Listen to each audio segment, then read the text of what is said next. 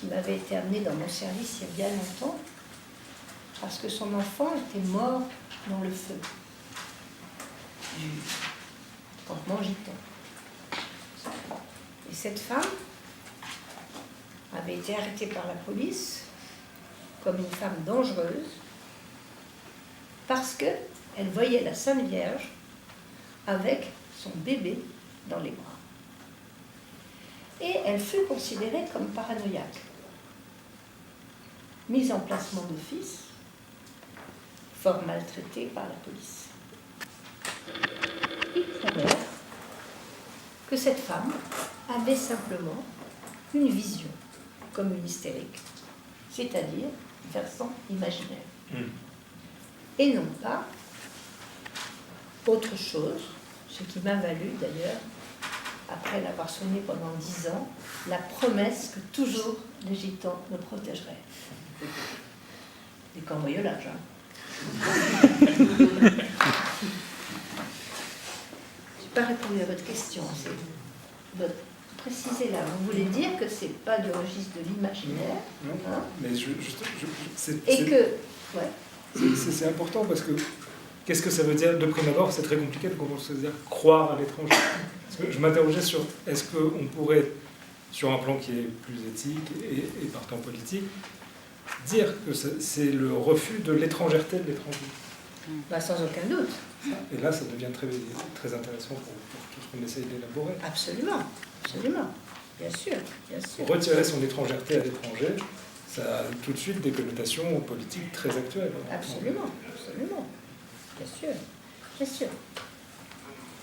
Enfin, en tout cas, Lacan, là, relève le travail de l'esquisse, hein, et fait valoir, hein, ce Glauben, hein, qui n'est vraiment pas croire qu'il y a la Sainte Vierge avec son petit enfant dans les bras quand elle a brûlé, hein, et qu'on est complètement rendu dingue dans une hallucination qui est typiquement l'hallucination hystérique, qui est rare, hein, surtout la visuelle, mais qui est plus fréquente quand on est une gitane, il y a 30 ans, hein, et que c'est une habitude d'avoir des visions. Hein, de même que l'hystérique a ses hallucinations olfactives, où tout d'un coup elle sent l'odeur de cigare, ça n'est pas une hallucination au sens du délire. Hein. Oui, ça peut être lié à la Sainte Vierge en l'occurrence, ou à je ne sais quoi. Hein. Je ne sais pas, moi, à Lao Tse, non, comment il s'appelle, à Dao, Dao, hein. Enfin bref, hein. C'est pas de ça qu'il s'agit. Hein. Il s'agit d'un autre registre. Hein. Et c'est là que les choses deviennent graves, et c'est là que les choses deviennent la paranoïa, c'est-à-dire le scepticisme, hein, qui est dans l'incroyance, l'incrédulité, et comme le disait justement Stéphane, à l'étrangeté de l'étranger. Hein, l'étranger. Alors c'est vrai qu'en ce moment, devant la servitude volontaire et le scepticisme incrédule, il y a de quoi reprendre le titre de Antonio Gramsci, récemment traduit par Martin Rueff, qui peut-être viendra nous parler à Corella. Pourquoi je hais l'indifférence? Dans le but de ligne au hasard. Je hais les indifférents. Pour moi, vivre veut dire prendre parti. Comme on vient de voter le vote blanc, si je puis dire. Qui vit vraiment ne peut pas être citoyen et partie prenante. L'indifférence est apathie, elle est parasitisme, elle est lâcheté, elle n'est pas vie. J'aime beaucoup que vous disiez que c'est du hasard ce choix de citation.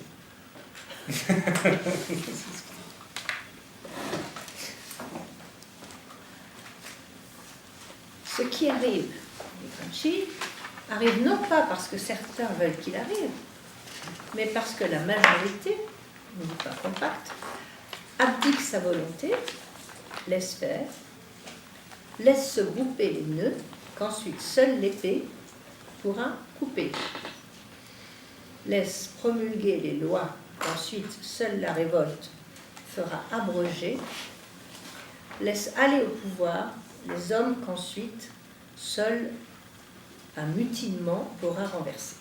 Bon, c'est une chose qui n'est pas d'aujourd'hui, mais néanmoins, je hais l'indifférence. C'est bien que ce soit retraduit récemment aux éditions Rivage par Martin Rueff. Or, en ce qui concerne la psychanalyse, n'oublions pas que la seule neutralité qui vale pour Lacan, c'est l'absence de préjugés. Laquelle absence de préjugés, au fond, profondément importante par rapport à ce que vous appelez, Stéphane, l'étrangérité, l'étrangèreté, je sais pas comment l'appeler. Et finalement, ça n'est pas l'indifférence. Attention, du tout.